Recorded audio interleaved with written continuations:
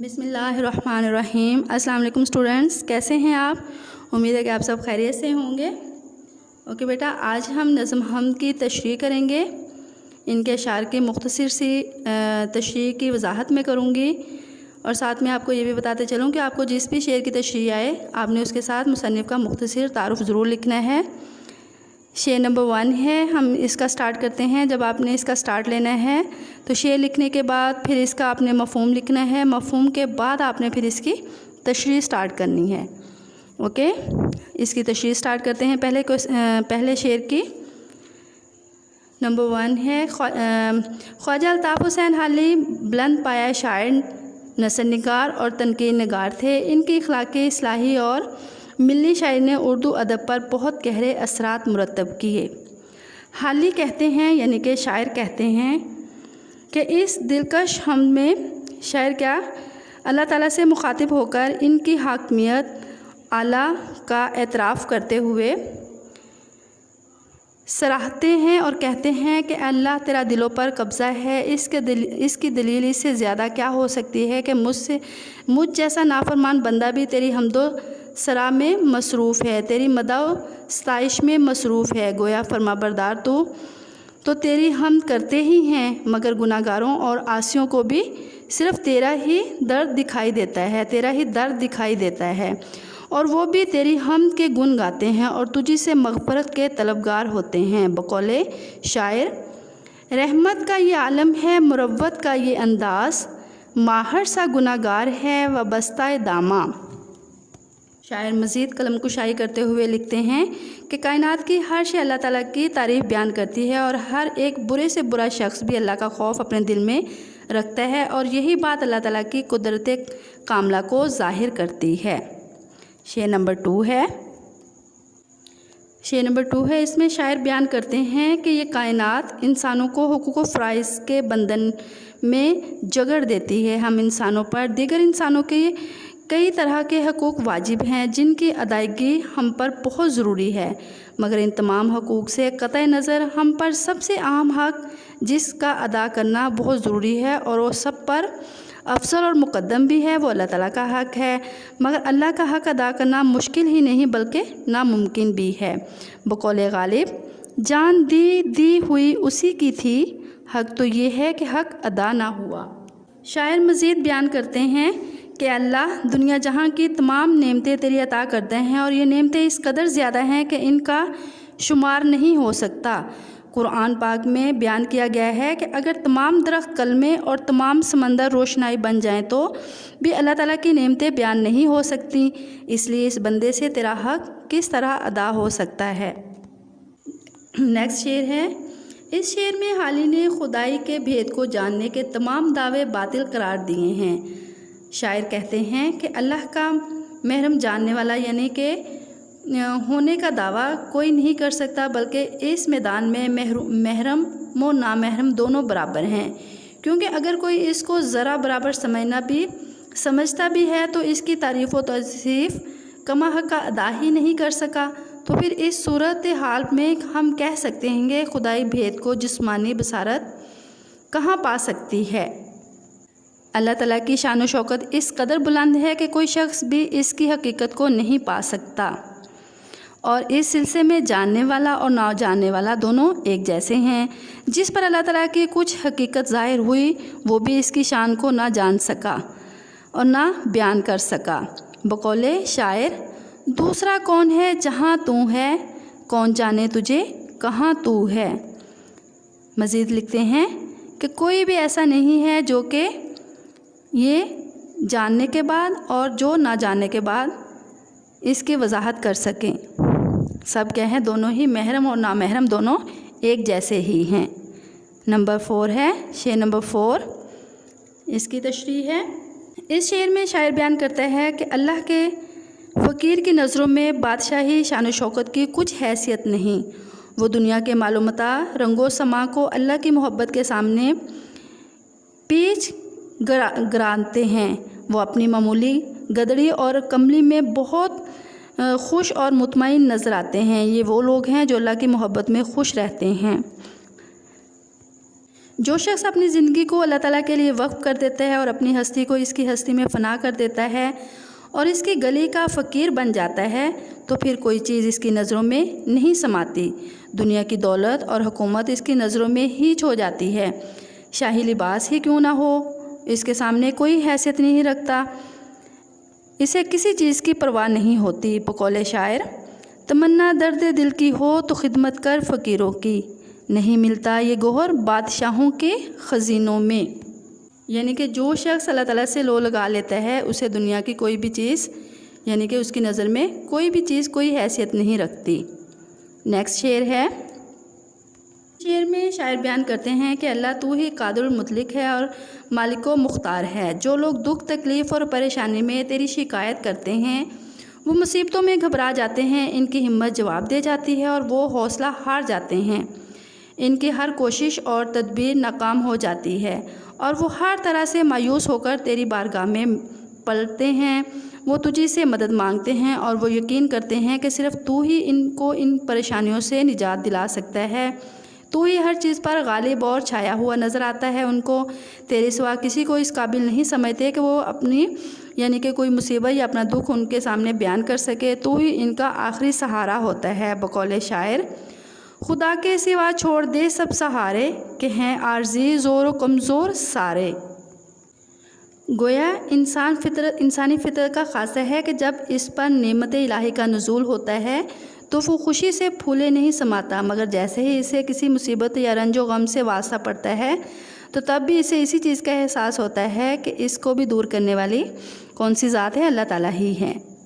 Next شعر میں شاعر بیان کرتے ہیں کہ اے خدا، بالآخر اس کائنات میں ہر طرف تیری ہی خوشبو پھیلے گی، اور ایسا کیسے ہو جبکہ صبا پھولوں کی مہک کی طرح تیرا پیغام گھر گھر پہنچاتی ہے۔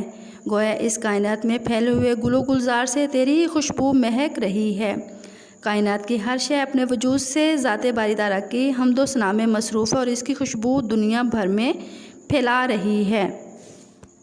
بقول شاعر، ہر ایک ذرہ فضا کا داستاں اس کی سناتا ہے، ہر ایک جھونکا ہوا کا آ کے دیتا ہے پیام اس کا۔ شاعر مزید قلم کشائی کرتے ہوئے لکھتے ہیں کہ اللہ تعالیٰ کی صفات ہر طرف پھیلی ہوئی اور دنیا کا گوشہ گوشہ ایک ایک حصہ جہاں ان کی شان، صفت اور جلوہ نظر نہ آتا ہو، کوئی بھی ایسی جگہ نہیں ہے۔ شاعر نے یہاں پھولوں کی خوشبو کی مثال دی ہے۔ ہم دیکھتے ہیں کہ جب ہوا چلتی ہے تو پھولوں کی خوشبو ہر طرف ہر جگہ پھیل جاتی ہے، اس طرح ہوا بھی گویا اللہ تعالیٰ کی صفات کی خوشبو کو دنیا کے ہر حصے اور گھر گھر پہنچا رہی ہوتی ہے۔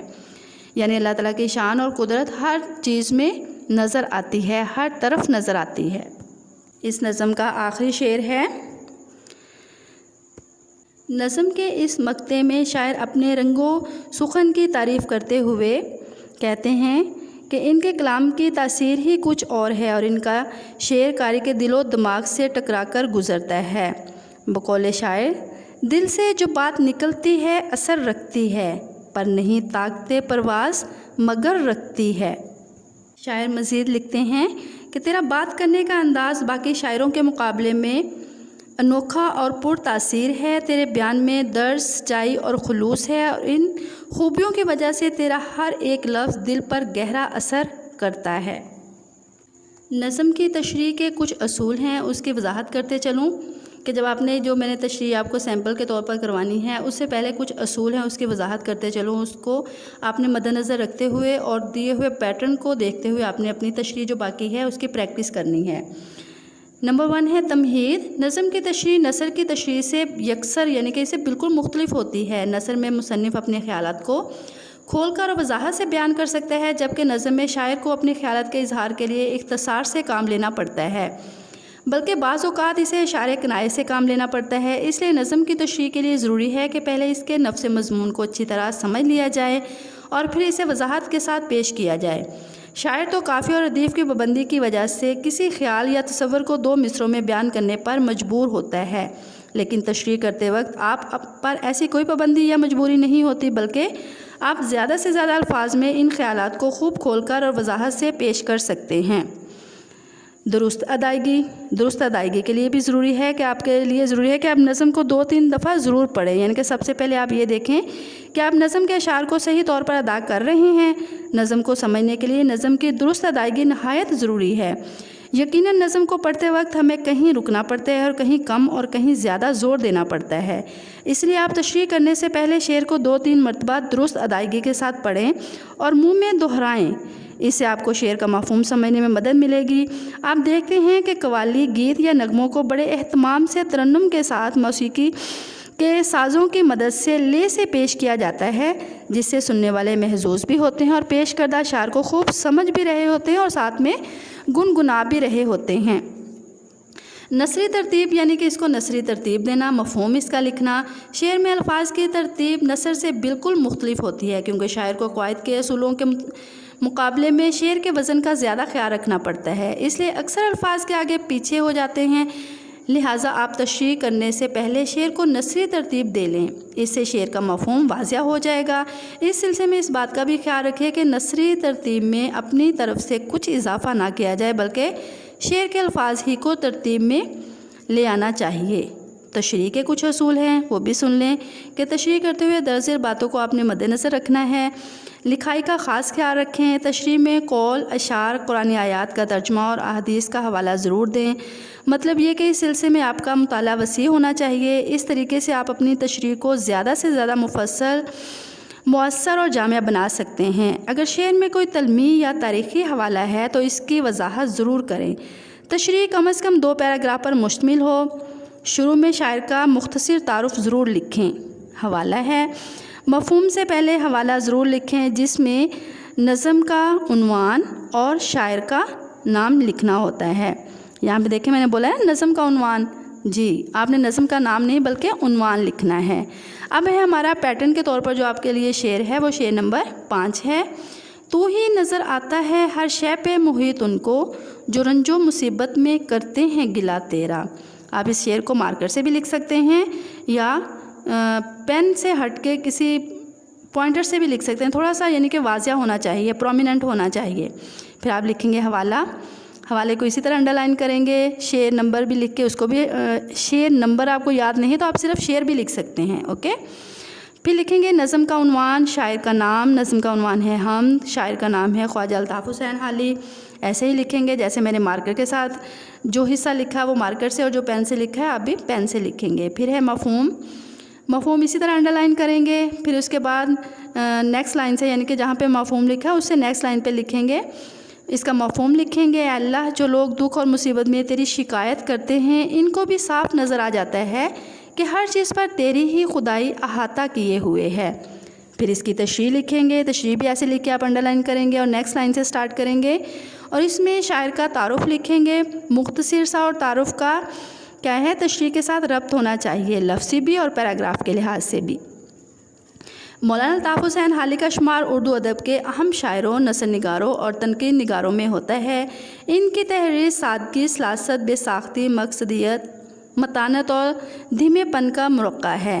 تشریح طلب شعر میں شاعر اللہ تعالیٰ کی کبریائی کا اظہار کرتے ہوئے یا کبریائی بیان کرتے ہوئے کہتے ہیں کہ کائنات کا سارا نظام اللہ تعالیٰ کا مرہون منت ہے، ہر طرف اللہ تعالیٰ کی قدرت کے آثار نظر آتے ہیں اور بے ساختہ زبان سے یہ الفاظ نکلتے ہیں کہ کوئی تو ہے جو نظام ہستی چلا رہا ہے، وہی خدا ہے، وہی خدا ہے۔ بلا شبہ کائنات کی ہر چیز کو اللہ تعالیٰ نے تخلیق کیا اور وہی ہر چیز پر قدرت رکھتا ہے۔ جو لوگ کسی مصیبت یا دکھ میں مبتلا ہوتے ہیں تو اپنی اس پریشانی سے چھٹکارا پانے کے لیے وہ اللہ تعالیٰ ہی کی طرف رجوع کرتے ہیں۔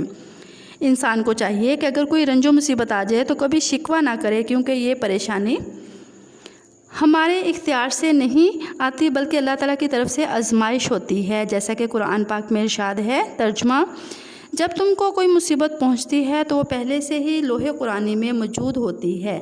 اسی طرح آپ نے مارکر سے لکھنا ہے اور اس کو کیا کرنا ہے، واوین میں لکھنا ہے، ختم واوین اور شروع واوین کے ساتھ۔